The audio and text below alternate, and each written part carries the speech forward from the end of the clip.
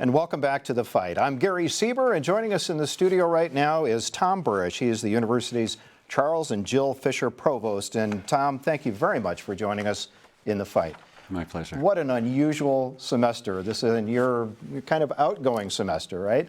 You and Father John will be essentially hosting a conferral of degrees that will be virtual coming up here very shortly. And in fact, from this same studio where we're originating this. In all of this craziness, what are some of the memories that stand out for you?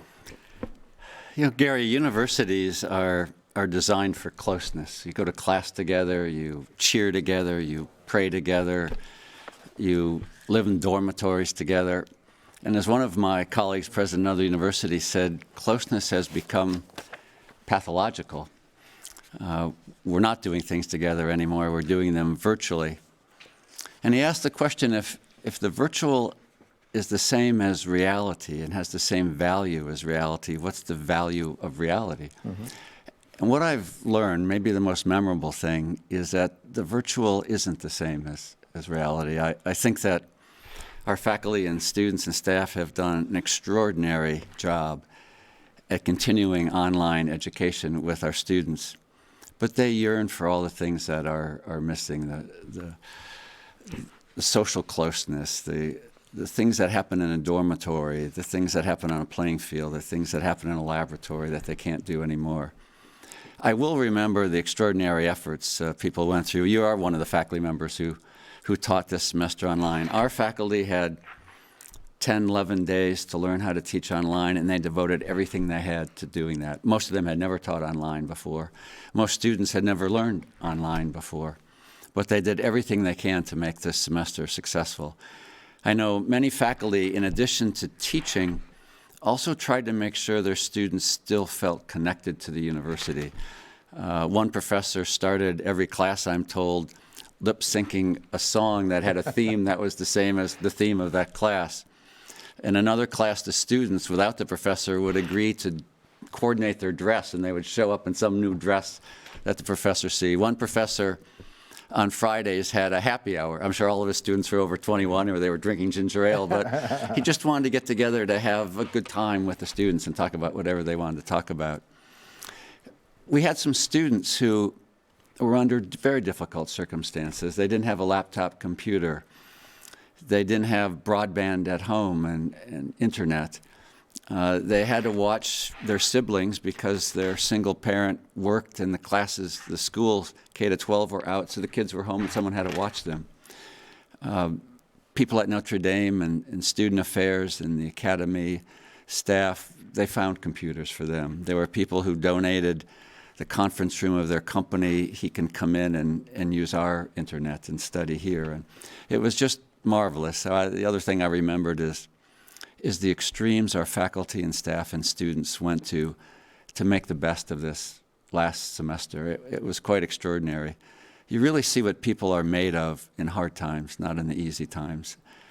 And I've said over and over, we have the best faculty and students and staff I can imagine, and that was brought home during these last months. It was definitely an intriguing semester, I will say, for me in a teaching role, because I never knew that Notre Dame students owned so many dogs and cats. They made appearances on Zoom almost every class. So your successor is Marie-Lynn Miranda. We're going to be talking with her in a little bit. But what have you seen as she's come in and had to really dive in head first into this COVID crisis?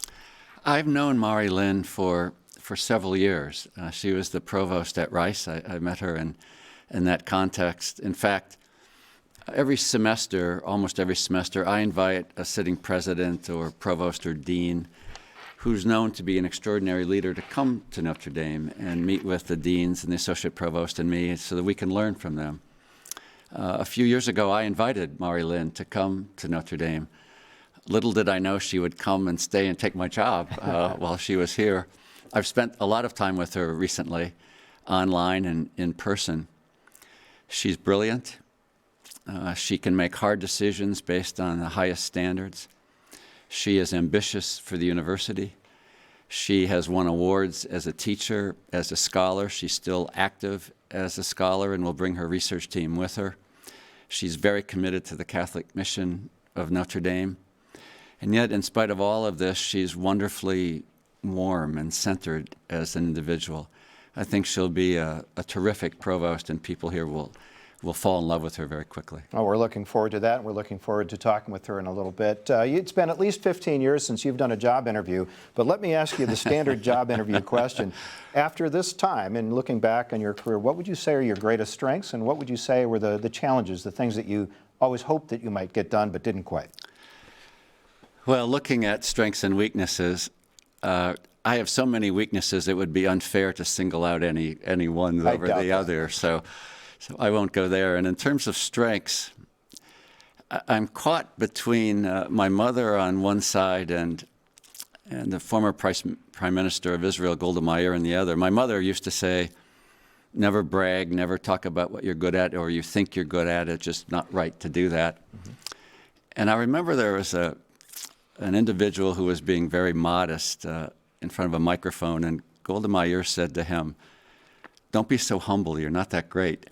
So I'm caught on the one hand between not wanting to talk about strengths and on the other not talking about weaknesses. So I don't mean to defer your question, but others probably are better equipped to answer that question than I am. Yeah. Is there any one thing that you say, well, I wish I had been able to get this done? It's not so much a weakness, but we all, anytime we leave a job, you say, I wish I'd been able to finish that one thing.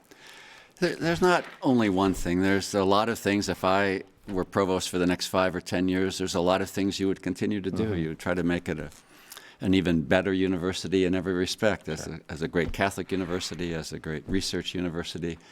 You'd continue to get stronger faculty and stronger students, or help the strong faculty and students we have be even more productive with resources. So you'd continue to do a lot of the things one is doing right now.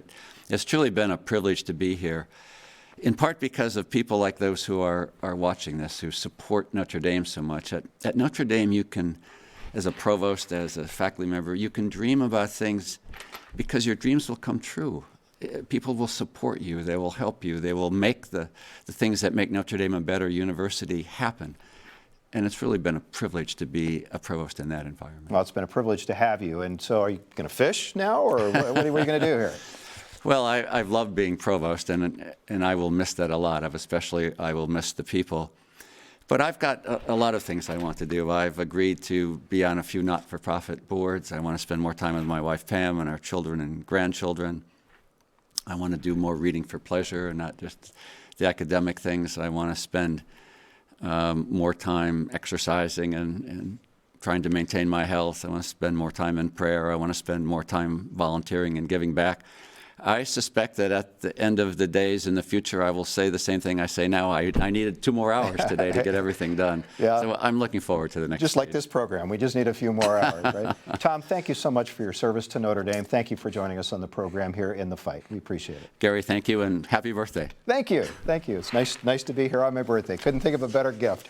And on that note, we're going to take a short break. When we come back, we'll be talking with a student who immigrated here from Italy and has really done remarkable things in the fight against COVID-19. Stay tuned.